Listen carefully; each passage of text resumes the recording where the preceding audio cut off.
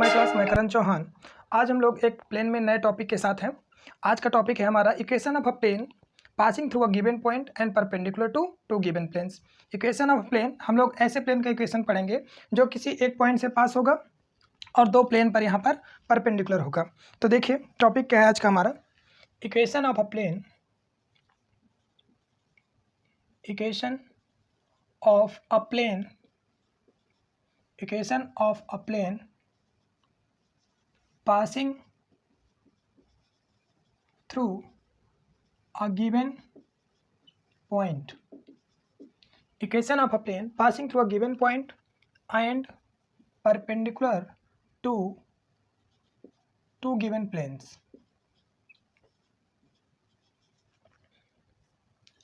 हमें ऐसे प्लेन का इक्वेशन फाइंड आउट करना है यहाँ पर जो कि किसी एक गिवन पॉइंट से पास करेगा और वही प्लेन हमारा किसी दो प्लेन्स पर परपेंडिकुलर होगा। तो देखिए यहाँ पर मान लीजिए एक प्लेन ये है और एक प्लेन ये है, इन दोनों प्लेन पर ये परपेंडिकुलर प्लेन है और ये प्लेन हमारा किसी पॉइंट से पास करता है। मान लीजिए हमारा ये प्लेन जो है किसी पॉइंट ए से पास करता है, ये पॉइंट ए से पास करता है जिसका पोजीशन वेक्टर मान लीजिए ए दिया है। ये प्लेन जो है हमारे पास पॉइंट ए से पास करता है और इसका पोजीशन वेक्टर ए दिया है और ये प्लेन जो है किन्हीं दो प्लेन पर परपेंडिकुलर है, यानी कि इस प्लेन पर परपेंडिकुलर है और इस प्लेन पर परपेंडिकुलर है। ये दो गिवन प्लेन्स हैं, हमको यहाँ पर दिया रहेगा। मान लीजिए इस प्लेन का इक्वेशन जो है, जो गिवन प्लेन है r.n1 + d1 = 0 है और इस प्लेन का इक्वेशन यहाँ पर r.n2 + d2 = 0। ये हमारे पास दो प्लेन दिए हुए हैं और यहाँ पर ये प्लेन जो है, जो रिक्वायर्ड प्लेन है, पॉइंट ए से पास करता है जिसका पोजीशन वेक्टर ए है और ये प्लेन हमारा इस पे भी परपेंडिकुलर है और इस पर भी परपेंडिकुलर है। तो हमें इस प्लेन का इक्वेशन फाइंड आउट करना है, इस रेड वाले प्लेन का क्या करना है, इक्वेशन यहाँ पर फाइंड आउट करना है। तो यहाँ पर देखिए हमारे पास किसी भी प्लेन का इक्वेशन फाइंड आउट करने के लिए एक पॉइंट चाहिए प्लेन पर, तो एक पॉइंट तो दिया ही है। अब इस प्लेन का हमें क्या करना है, नॉर्मल फाइंड आउट करना है। अगर इस प्लेन का नॉर्मल हमें फाइंड आउट हो जाए तो इस प्लेन का इक्वेशन हम लोग क्या बता सकते हैं, r - a, और मान लीजिए इसका नॉर्मल अगर हमको पता चल जाए ये n, तो r - a.n = 0 इस रिक्वायर्ड प्लेन का इक्वेशन हो जाएगा। तो किसी भी प्लेन का इक्वेशन फाइंड आउट करने के लिए हमें प्लेन पर एक पॉइंट चाहिए और उसका नॉर्मल, तो r - a.n = 0 उस प्लेन का इक्वेशन हो जाएगा। तो यहाँ पर इसका हमें क्या करना है, नॉर्मल फाइंड आउट करना है। तो नॉर्मल फाइंड आउट करने के लिए देखिए हम लोग लेट कर लेते हैं कि इस प्लेन का जो नॉर्मल है, ये इस प्लेन का ये जो नॉर्मल है भैया, ये 90 डिग्री पर, इस प्लेन का ये जो नॉर्मल है n है, इस प्लेन का नॉर्मल n है और ये जो प्लेन है इसका नॉर्मल जो होगा हमारे पास ये होगा, ये n1 और ये क्या है, नॉर्मल है। क्लियर। तो यहाँ पर देखिए अगर ये प्लेन परपेंडिकुलर है तो इनके दोनों के नॉर्मल का जो बीच का एंगल होगा वो कितना होगा, 90 डिग्री होगा। क्लियर है। और ये प्लेन ये भी दोनों आपस में परपेंडिकुलर है, ये दिया रहेगा हमको, गिवन ही है perpendicular to two given planes. तो यहाँ पर ये भी परपेंडिकुलर है, तो इसका जो नॉर्मल होगा यहाँ पर, ये भी क्या होगा, इस पर परपेंडिकुलर होगा। ये भी क्या होगा यहाँ पर, ये n2 जो है ये भी क्या है, परपेंडिकुलर है। तो यहाँ पर ध्यान से देखें आप, यहाँ पर हमें क्या करना है, यहाँ पर ये n जो है इस प्लेन का नॉर्मल जो है इस पे भी परपेंडिकुलर है और यही n जो है इस पे भी परपेंडिकुलर है। तो यहाँ पर देखिए हमारे पास क्या कंडीशन आ गई, n.n1 = 0 हो जाएगा। दो वेक्टर आपस में परपेंडिकुलर तो दोनों का डॉट प्रोडक्ट 0, तो यहाँ से n.n1 0 आ जाएगा और n.n2 क्या आ जाएगा भैया, ये भी 0 आ जाएगा। तो हमने आपको बताया कभी ऐसी कंडीशन मिले आपको कि किसी एक वेक्टर का दो वेक्टर के साथ डॉट प्रोडक्ट 0 आ रहा है तो वो वेक्टर क्या हो जाएगा, इन दोनों के क्रॉस प्रोडक्ट के बराबर हो जाएगा, यानी कि n जो हो जाएगा यहाँ से n1 क्रॉस n2 हो जाएगा। तो बस n की वैल्यू हमको पता चल गई, यही प्लेन का इक्वेशन हो गया। तो देखिए इसको हम लोग थोड़ा सा बताते हैं। यहाँ पर लेट कर लीजिए, लेट द गिवन प्लेन्स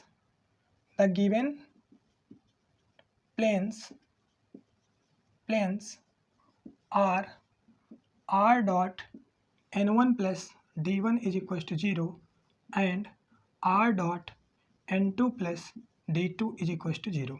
यहाँ पर ये हमें दो प्लेन दिए हुए हैं और इन दोनों प्लेन्स पर हमारा ये रिक्वायर्ड प्लेन क्या है, परपेंडिकुलर है। तो क्या करेंगे, let let n be normal vector to the plane, n be the normal vector to the required plane. यहाँ पर जो रिक्वायर्ड प्लेन है उसका क्या है, टू द रिक्वायर्ड प्लेन। हमने क्या मान लिया कि इस रिक्वायर्ड प्लेन का नॉर्मल वेक्टर n है and passing through given point A with position vector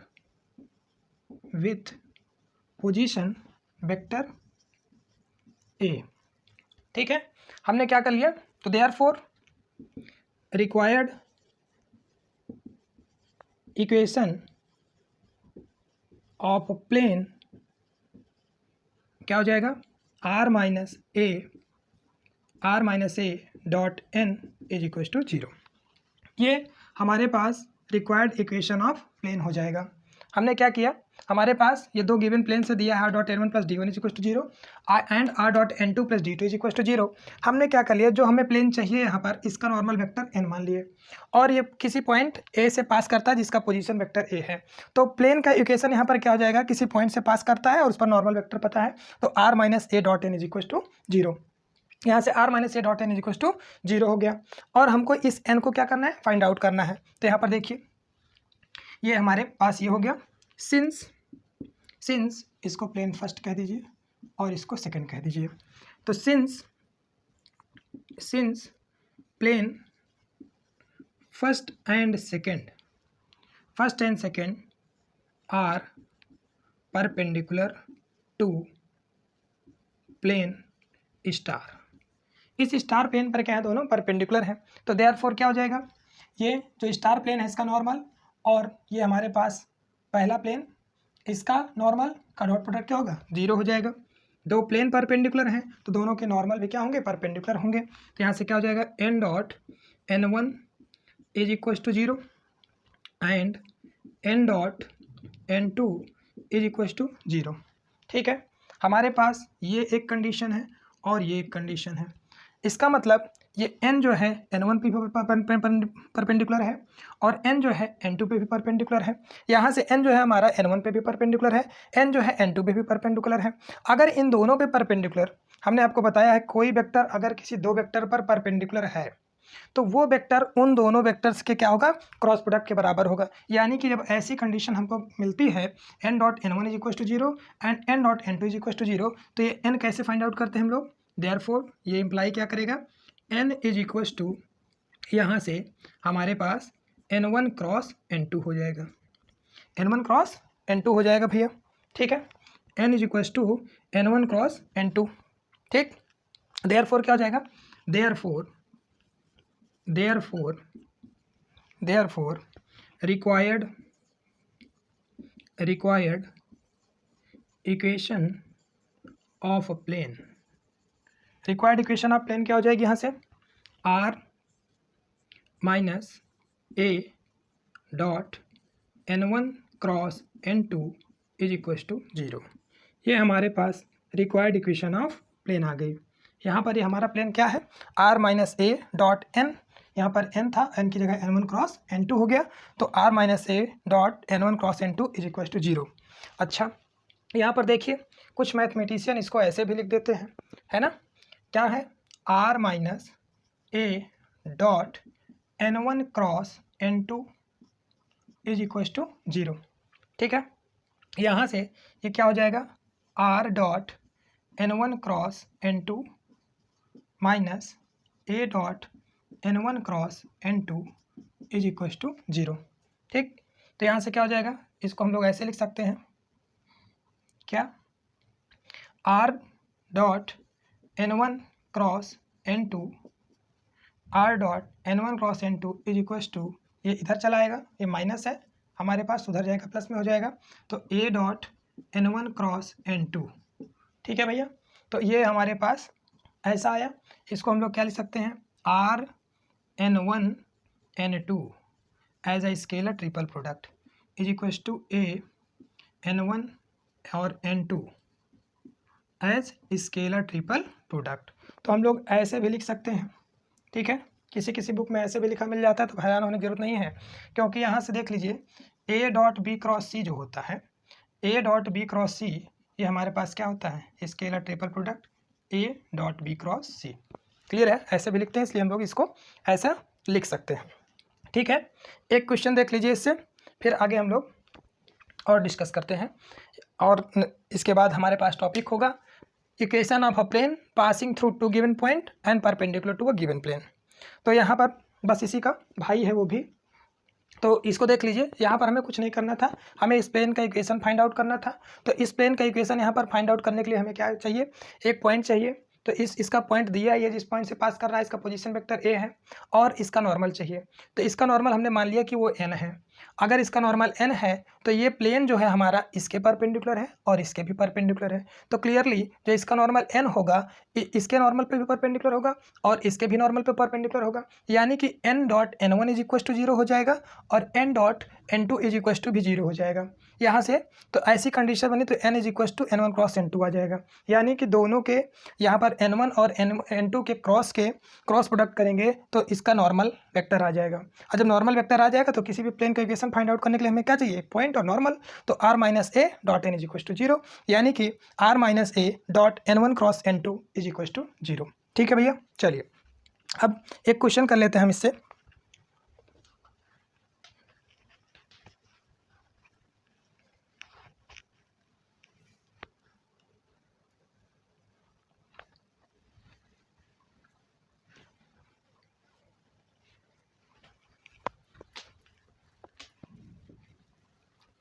देखिए हमारे पास क्वेश्चन जो है वो क्या कहता है, बहुत बढ़िया क्वेश्चन है। Find the equation of the plane, ये बहुत इंपॉर्टेंट भी है, सीबीएसई आईसीएसई यूपी बोर्ड सबके लिए इंपॉर्टेंट है। ये सीबीएसई हो और चाहे आईसीएसई हो और यूपी हो, कोई भी बोर्ड हो भैया, सबके लिए इंपॉर्टेंट क्वेश्चन है। Find the equation of plane passing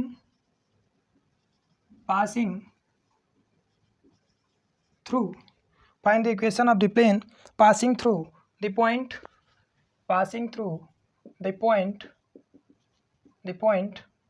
1 1 minus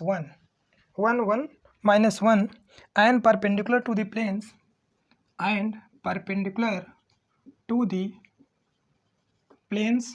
किस प्लेन पे, x plus 2y plus 3z, x plus 2y plus 3z minus 7 is equal to zero,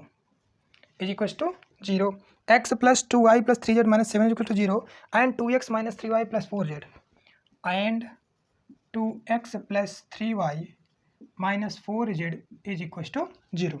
ठीक है, हाँ 2x minus 3y plus 4z is equal to zero. ठीक है, यहाँ पर कहता है find equation of plane passing through the point this and perpendicular to the plane this and this.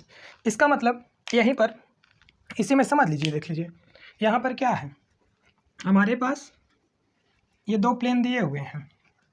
ठीक है भैया, ये प्लेन दोनों दिए हुए हैं। यहाँ पर एक प्लेन है ये x plus 2y plus 3z minus 7 is equal to zero, और यहाँ पर जो प्लेन जो दिया है ये 2x plus 3y minus 4z is equal to zero. यहाँ पर हमारे पास ये दोनों प्लेन दिए हुए हैं और हमें ये यहाँ पर जो पासिंग पॉइंट है इसका पासिंग पॉइंट दिया है, किस पॉइंट से पास करता है 1, 1, -1। ये जो पॉइंट ए है इसका पोजीशन वेक्टर हमको दिया है।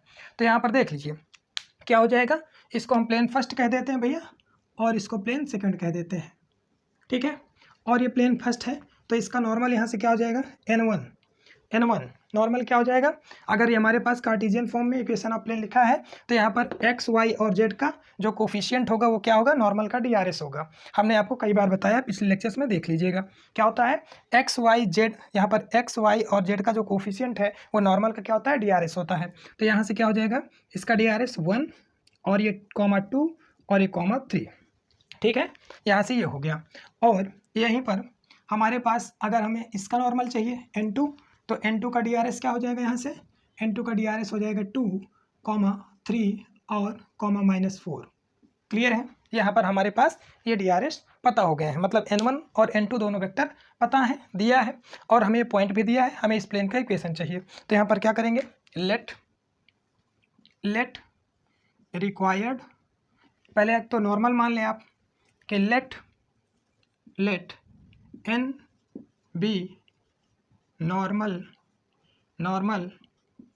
Vector to the required plane. हम क्या करेंगे, n यहाँ पे normal vector to the required plane पर मान लेंगे। n क्या है हमारे पास, नॉर्मल वेक्टर है टू द रिक्वायर्ड प्लेन, ठीक है। विच इज पासिंग थ्रू, किससे पास करता है भैया, 1, 1, -1 से। तो देयरफॉर क्या हो जाएगा, therefore required equation of plane, required equation of plane क्या हो जाएगा, पॉइंट ए से पास करता है यहाँ पे r माइनस ए है हमारे पास 1, 1 और -1, ठीक है, और dot n is equal to 0, ठीक है। इसको स्टार दे दीजिए आप, और हमें n यहाँ पे फाइंड आउट करना है। तो क्लियरली ये प्लेन फर्स्ट है और ये प्लेन सेकंड है।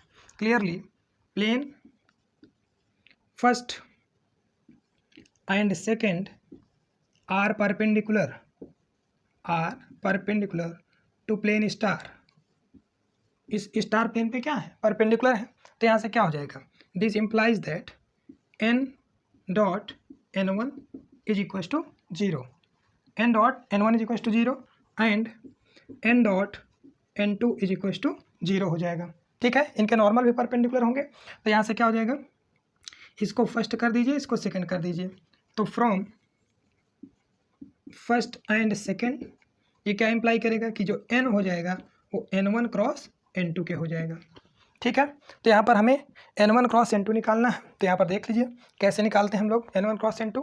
देखिए यहाँ पर n इज इक्वल टू क्या हो जाएगा भैया, यहाँ पर n1 क्रॉस n2 यानी कि i j और ये k। n1 देखिए कितना है, 1 2 3 1 2 3 और ये कितना है n2 2 3 -4, ठीक है। तो यहाँ से निकालिए i कैप और इसको हम लोग ढक देते हैं इसको।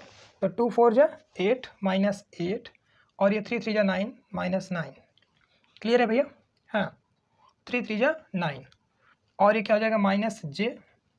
यहाँ से क्या हो जाएगा, ये j को ढकेंगे तो 1 4 जा 4 -4 और ये माइनस का 6 हो जाएगा, 2 3 जा 6 और ये प्लस k कैप, और k कैप में क्या होगा, इसको ढकेंगे हम लोग 1 3 जा 3 -4 3 -4। तो क्या आ जाएगा यहाँ से 9 8 17 -17 i कैप और ये 6 4 10 माइनस का 10 j कैप, ठीक है।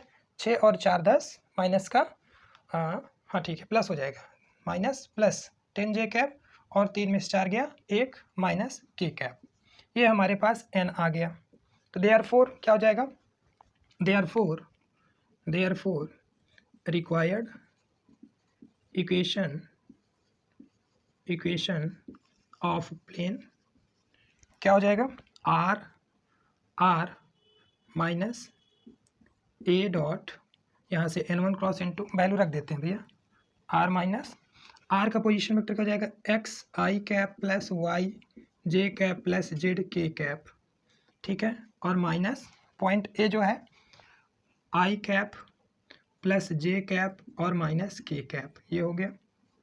और डॉट यहाँ से n क्या है हमारे पास -17 i cap plus 10 j cap minus k cap, ठीक है भैया। ये डॉट इज इक्वल टू 0 हो जाएगा। इसको सॉल्व कर लीजिए, कितना हो जाएगा x -1 इंटू -17 x -1 इंटू -17 और ये कितना हो जाएगा y -1 into 10 plus y -1 into 10 और ये z माइनस तो +1 तो z +1 इंटू में माइनस का 1, ठीक है, is equal to 0। Clear? Solve कर दीजिए। यहाँ से क्या हो जाएगा, -17x और ये +17 हो गया और ये +10y हो गया, ठीक है भैया, +10y हो गया और -10 हो गया और ये +z हो गया, सॉरी -z हो जाएगा, -z और ये -1 इज इक्वल टू 0। ठीक है, कुछ गड़बड़ हो गया लगता है क्या?